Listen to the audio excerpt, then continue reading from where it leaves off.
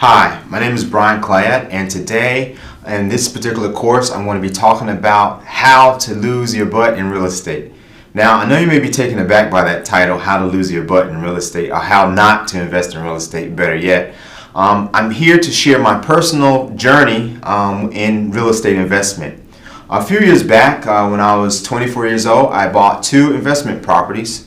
My first time investing in real estate, previously to that, I read almost every book that existed to man, all the Rich Dad Poor Dad stuff, all the Robert G. Allen stuff, Carlton Sheets program, everything that there was available to me on learning how to invest in real estate, quote unquote, the right way. But one thing that I realized after I made my initial investment is that they didn't tell you a lot of things in those books. They didn't mention a lot of things in the Rich Dad Poor Dad book. Carlton Sheets failed to mention a few things. Robert G. Allen didn't mention a few things, failed to mention a few things as well. So this particular course was developed to help people like you that are considering on either buying a house or buying or purchasing investment property. I'm pretty sure, like myself, you probably read to nauseam, but you still don't have the opportunity to tap a real estate investor on the shoulder or to just talk to someone that made a few mistakes along the way. So far, I've owned my properties for about 9 years, and it has been 9 years of headache. And when I mean 9 years of headache, I mean 9 years of absolute headache. I've made a lot of personal sacrifices due to the economic recession that we just suffered. I actually bought my properties, unfortunately, in the peak of the recession. In the peak of the boom. Okay, I wish I bought it in the peak of the recession. It'd be a different financial situation for myself as well as for any investor. So I bought back in 2006, where the internet boom was almost at its pinnacle. And I probably paid way too much for the particular properties that I bought. But hey, everyone was making money in real estate. I read all these books. I was pumped up. I had missed out on an opportunity to invest in some property in Miami, Florida, where I was in college at the time. While I was at the university, I looked at a small 1-bedroom, 1.5 bathroom apartment, a condo, in a very small kind of garden-style apartment building, not too far from my campus. And I kind of talked to my mom, talked to my dad about this particular opportunity and telling them how things are really heating up in the real estate market there in Miami. So this particular property was listed for about $100,000, $105,000 to be exact.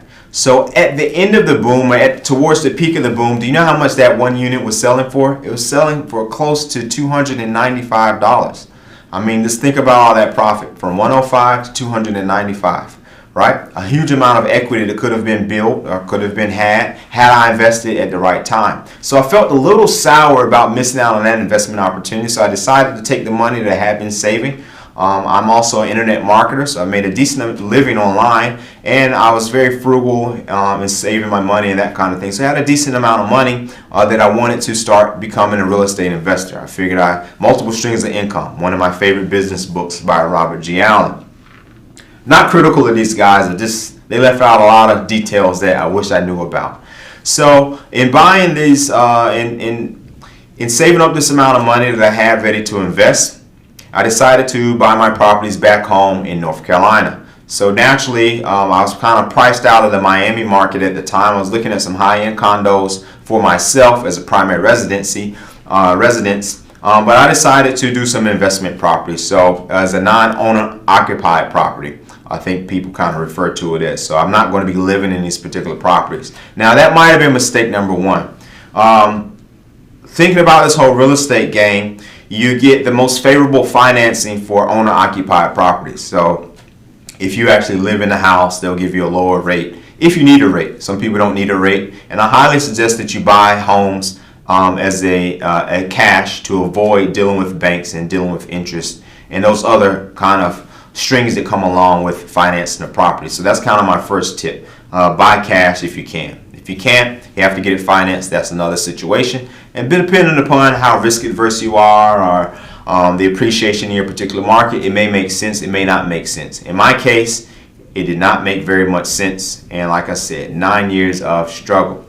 So throughout this course, I hope to share some of the mistakes that I made, some of the things that I did to correct those mistakes, and pretty much just give you other little tips and advice and anecdotal information that will help you become a better investor, or just make your first time home buying experience a little more successful and a little easier.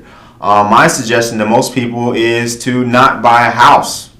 Yeah, so for me personally, I plan on probably just renting really nice places for the rest of my life, because I don't really see the value in home ownership at this point. In my opinion, and it may be perceived as a bit pessimistic, but in my opinion, the American dream it's not alive. It's sick. If anything, it may be dead to some people. All right, so I'm still pursuing the quote-unquote American dream, and it's not pursuing the house with the picket fence and the 1.5 children. I don't want 1.5 children. This doesn't sound cool.